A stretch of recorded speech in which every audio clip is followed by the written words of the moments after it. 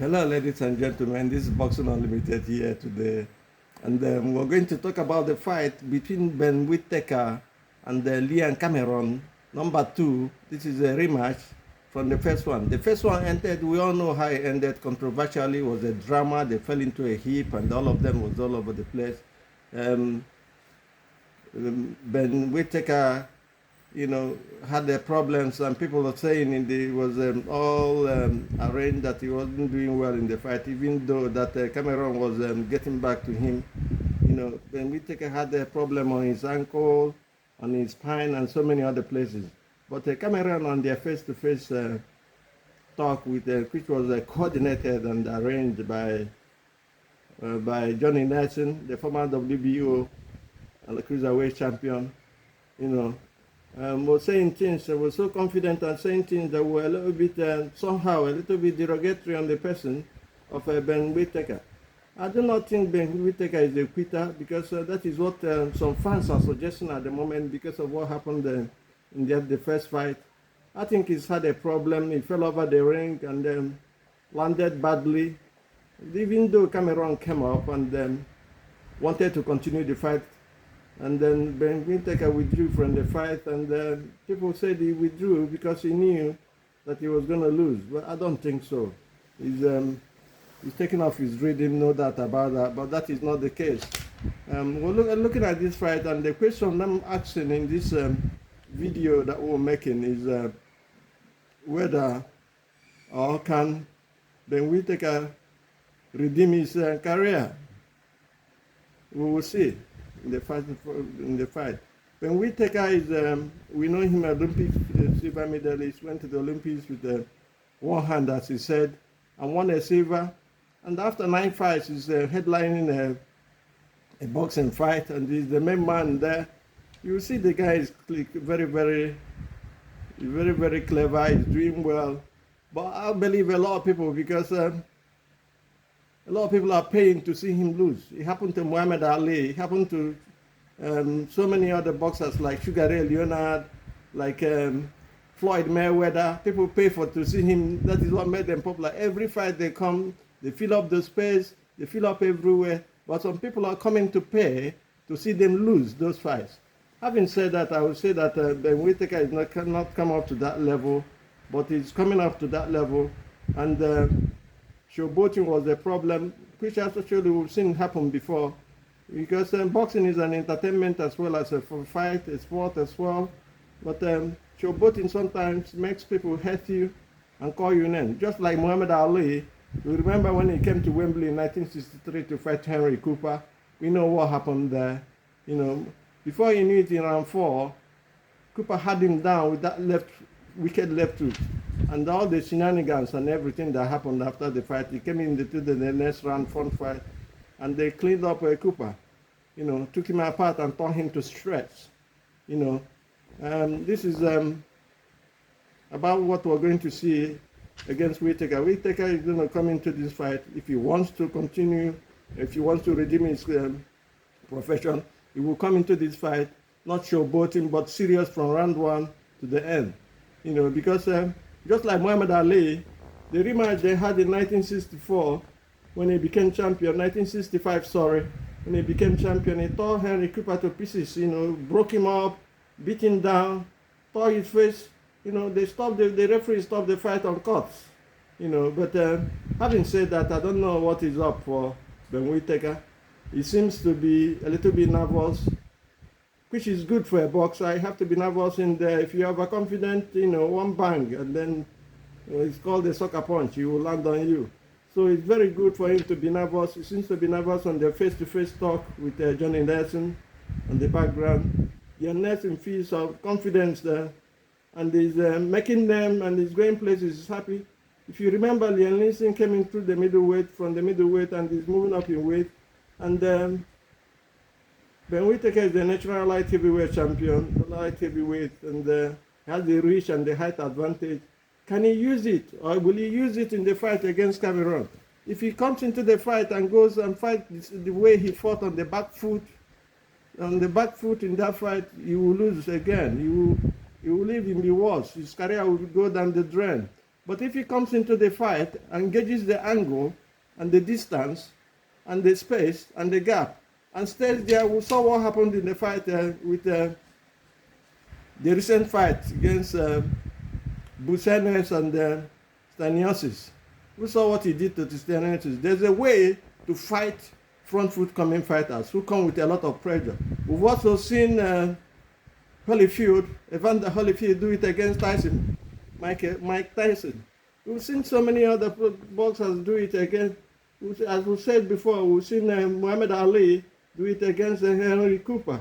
You know, what he's got to do is to take the gauges, create a distance between him and Leon Cameron. And as he's there, he's where the gap, where the space, he's teeing you off. If he's going to come through the body inside, coming with uppercuts and hooks and everything. If he's coming straight to set, you have the punches. You set up your punches, set your power punches with your jabs, and all this way, you will make them and go to the body as well. Because as I said, if you watch the fight with Ennis and Staniosis, the body punch was the killer. It was the joker, you know. So for Ben, I don't know if he's gonna read this. He's too close to call, too close to the fight on the fight day. But I think it should have people going through the internet for him. If he comes with that system, he's gonna win. But from what he said, he's moved on from his coach to Andy Lee. Andy Lee, we know, have done a good job with Joe Parker. We'll see what he's done with Joe Parker, and we believe we can do the same thing with Cameron. Cameron has to be disciplined, has to be patient, has to be accurate in his punches, precise. Because what questions are asked is Cameron has to change a lot of things in his boxing persona.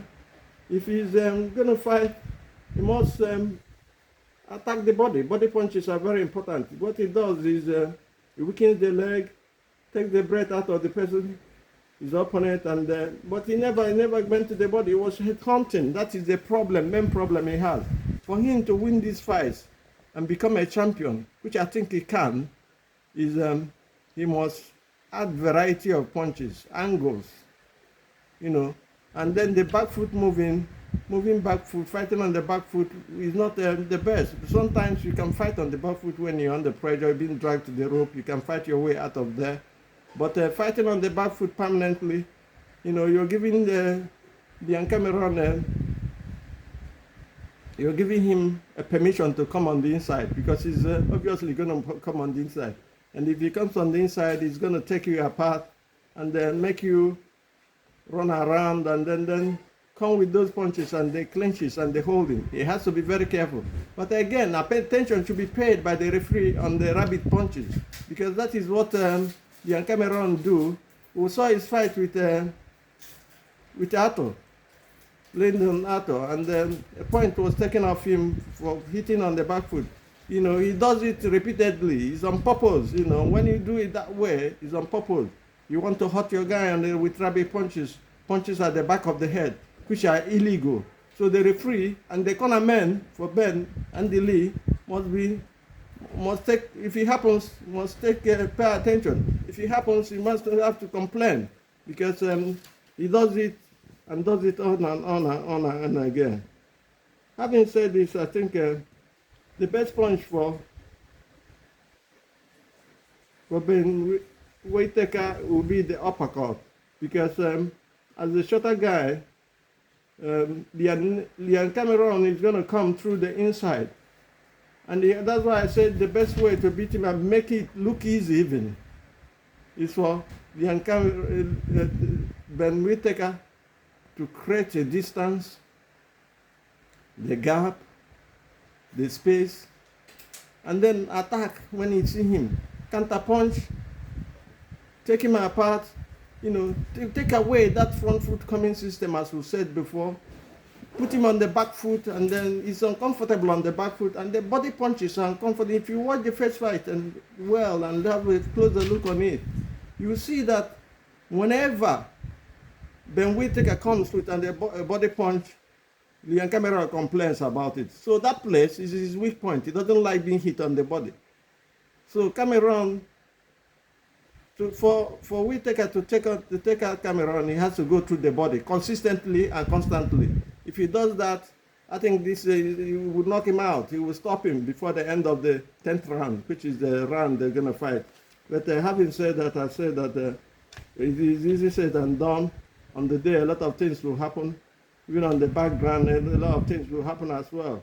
So we're looking at this fight and we're saying, let the best man win. And we believe that Whittaker can win this fight, and he can win it on points decision, because Cameron is a tough candidate. He could take a punch.